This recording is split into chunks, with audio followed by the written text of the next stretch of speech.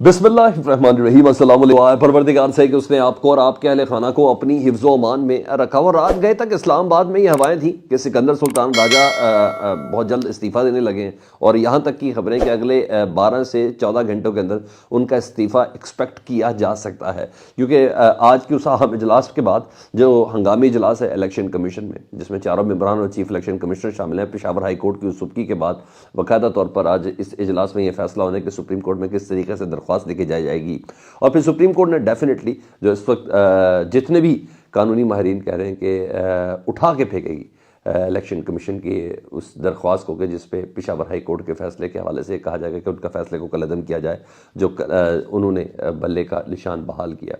तो उस सूरत में ये तौजीह रखेंगे चीफ इलेक्शन कमिश्नर कि इस मौके पर मैं बेबस हूँ, मेरे हुक्म की अमलदारी नहीं हो रही हाई कोर्ट के बाद सुप्रीम कोर्ट की वजह से, तो मैं इन हालात में अपने मामलात को लेकर नहीं चलना चाहता। और ये खबरें चल रही हैं कि नए चीफ इलेक्शन कमिश्नर के लिए कम से कम 3 महीने रिक्वायर्ड होंगे। और यूँ इलेक्शन जारी बात एक वैसे तो एक इलेक्टेड गवर्नमेंट और असम्बली और पार्लियामेंट का पूरा प्रोसेस है। चीफ इलेक्शन कमिश्नर का हिज़्ब इख्तिलाफ और कायद हिज़्ब इक़्तिदार इन दोनों की मर्जी से होता है, लेकिन इस सिस्टम में सुप्रीम कोर्ट को प्रोविजन देगी और 3 महीने बाद तक ये मामला चलेगा। और यानी इलेक्शन कम से कम 6 महीने तक लेट हो सकता है। ये खबरें सारी इस्लामाबाद के अंदर चल रही हैं और ये तौजीह बाकायदा तौर पर पूरे प्लान के हिस्से के अंदर होगी। इस तरह की तमाम खबरें चल रही हैं। लेकिन बहरहाल जो होगा वो आज का दिन वाकई बहुत अहम है और सुप्रीम कोर्ट के चंद मिनट का कहा गया था पेशावर हाई कोर्ट की तरफ से। और जिस वक्त तक सुबह के इस पहर में आपसे बात कर रहा हूँ, इस वक्त तक इलेक्शन कमीशन ने अभी तक पेशावर हाई कोर्ट के फैसले के बावजूद इलेक्शन कमीशन ने पीटीआई के बल्ले का निशान अलॉट नहीं किया है। और डेफिनेटली चंद मिनट के बाद तो ये वैसे ही तौहीन है अदालत हो जाती है।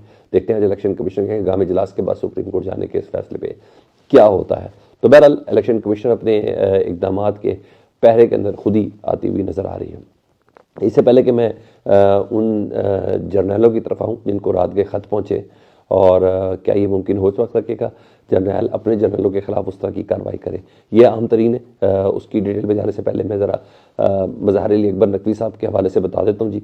उनके इस्तीफ़े के बाद डेफिनेटली मुख्तलिफ आरा चल रही हैं और अगर कड़ियों से कड़ियाँ मिलाई जाएँ तो डेफिनेटली है, क्योंकि मज़हर अली अकबर नकवी साहब ने पाकिस्तान के चोटी के तमाम वकला को अपनी टीम में शामिल किया था और 1% भी किसी को यकीन नहीं था कि मज़हर अली अकबर नकवी साहब बैकआउट कर जाएंगे या बैक ऑफ कर जाएंगे या वो ये अपना केस हार जाएंगे। अब देखिए ख्वाजा हारिस उनका केस लड़ रहे थे, मखदूम अली खान उनका केस लड़ रहे थे, बैरिस्टर अली जफ़र उनका केस लड़ रहे थे, लतीफ़ खोसा उनका केस लड़ रहे थे।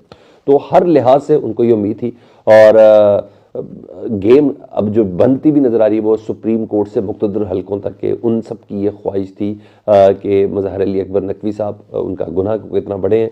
उसमें कुछ खबरें जो हैं वो ये हैं, वो खींचती नज़र आ रही है कि गेम वहाँ तक खींची है।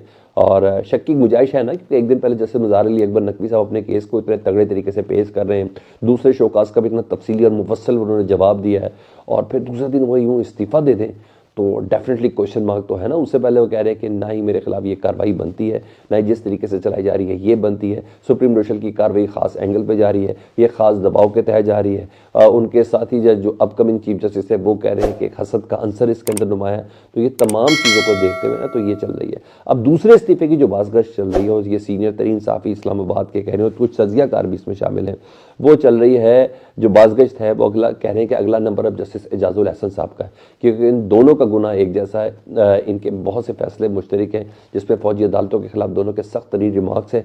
और क्योंकि जो मज़हर अली अकबर नकवी साहब है उन्होंने तो अपकमिंग चीफ जस्टिस नहीं माना था, वो कभी भी चीफ जस्टिस की दौड़ में नहीं है, लेकिन जस्टिस एजाजुल हसन जस्टिस काजी फाइज़ इसाक़ के बाद चीफ जस्टिस उन्होंने बनना है।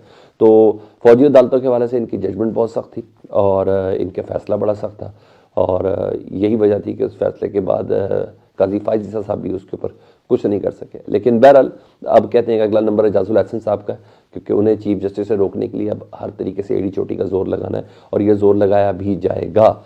ये भी खबर है कि काजी फाइज़ इसाक़ के बाद क्योंकि उनका नंबर है और अगली हुकूमत को उनकी वजह से परेशानी हो सकती है, क्योंकि लेवल प्लेइंग फील्ड की जो तशरीह की गई है लंदन प्लान में, ये खबरें जो है उसमें जुडिशरी का भी यानी लेवल प्लेइंग फील्ड की जुडिशरी भी अपनी हो, इस्टेब्लिशमेंट भी अपनी हो, जुडिशरी भी अपनी हो, अपोजिशन भी अपनी हो, यानी सब कुछ अपना हो, ना हो तो इमरान खान ना हो। तो उसमें ये है, तो इसलिए जस्टिस एजाजुल हसन साहब के लिए मुश्किलात हो सकती है।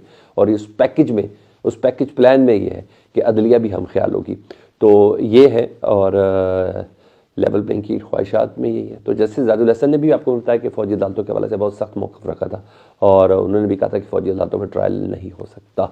تو بہرحال آج سپریم جوڈیشل کونسل کا اجلاس ہے۔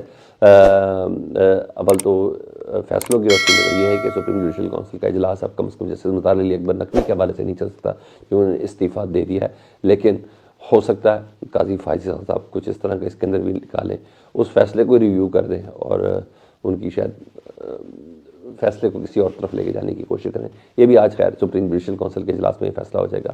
اب تک کی جو خبریں ہیں وہ یہ ہے کہ رات گئے، خبر یہ ہے بلکہ کنفرم اطلاعات ہے یہ جی، اور فیض آباد دھرنا کیس کے معاملے پر جی ہاں جو سیکرٹری دفاع ہیں وہ لیفٹیننٹ جنرل ریٹائرڈ حمود الزمان ہیں، انہوں نے تینوں سروسز چیفز کو، یعنی آرمی چیف کو، نیول چیف کو اور ایئر چیف کو خطوط لکھ دیے ہیں، اور یہ خطوط لکھے ہیں سپریم کورٹ کے حکم کی روشنی میں، یہ خطوط لکھے گئے ہیں جس کے مطابق تینوں چیفز کو 2017 کا جو ٹی ایل پی کا جو دھرنا تھا اس میں اپنے افسران کے کردار کا جائزہ لے کر کارروائی کرنے کی ریکمنڈیشن دی گئی ہے، کارروائی کرنے کا کہا گیا ہے، اور کیونکہ یہ بیان سیکرٹری دفاع نے نہ صرف کہا ہے بلکہ ایک کمیشن کو بھی بھجوا دیا ہے۔ اب کیا آرمی چیف جنرل فیض حمید صاحب کے حوالے سے کوئی کارروائی کریں گے، جو یہ کہہ چکے ہم نے بیان کو ریکارڈ کرا تھا کہ میں نے اس وقت کے آرمی چیف کے احکامات کی روشنی میں کیا تھا اور اس وقت کے D G I S I کے کہنے پہ کیا تھا، میری اپنے تئیں اس حوالے سے کوئی انٹینشن نہیں تھی، اور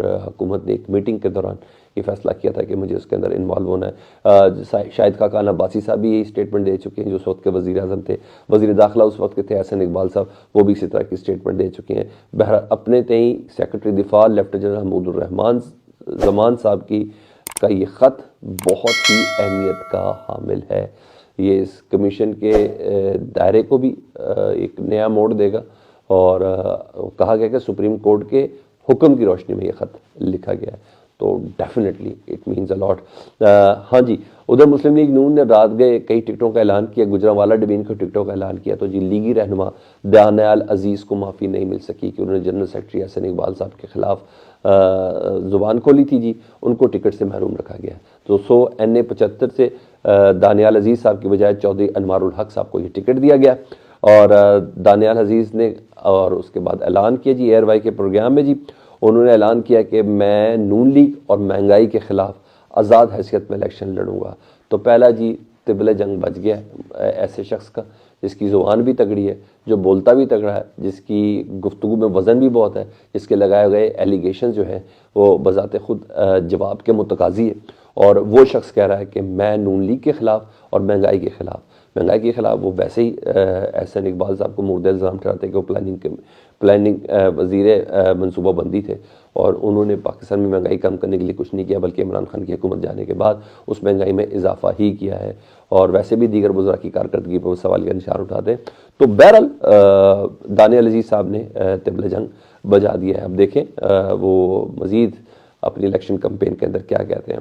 طلال چودھری صاحب کا نام بھی جی فیصل آباد ڈویژن کی فہرست سے نکال دیا گیا ہے، اب دیکھیں یہاں زبان کھلتی ہے یا صبر کی تلقین۔ اور جاوید لطیف صاحب کا بڑا فائدہ ہوا جی اپنی پریس کانفرنسز کرنے کا، انہوں نے اپنے ساتھ اپنے بھائی کی بھی ٹکٹ لے لی ہے۔ ہاں، فرا گوگی صاحب کے جو سسر ہیں اقبال گجر صاحب تھے نون لیگ میں، تو ان کو بھی ٹکٹ مل گئی ہے، تو بہو مجرمہ ہے اور سسر ٹکٹ کے لائق ہے نون لیگ کے اس معیار کے اندر۔ اب تک یہ تمام چیزیں سامنے آئی ہیں۔ دیکھیں آج سکندر سلطان راجہ صاحب کا استعفیٰ آتا ہے کہ نہیں آتا، بڑی وجہ ہوگی الیکشن کو ڈیلے کرنے کی۔ مجھے تو ایسا لگ رہا ہے سوائے پی ٹی اے کے سبھی یہ جا رہے ہیں ابھی الیکشن نہ ہو، موسم بہت سرد ہے۔ آپ کو کیا لگتا ہے؟ فیڈ بیک میں آگاہ کیجیے گا، اپنا بہت خیال رکھیں۔ اللہم صلی علی محمد و آل محمد۔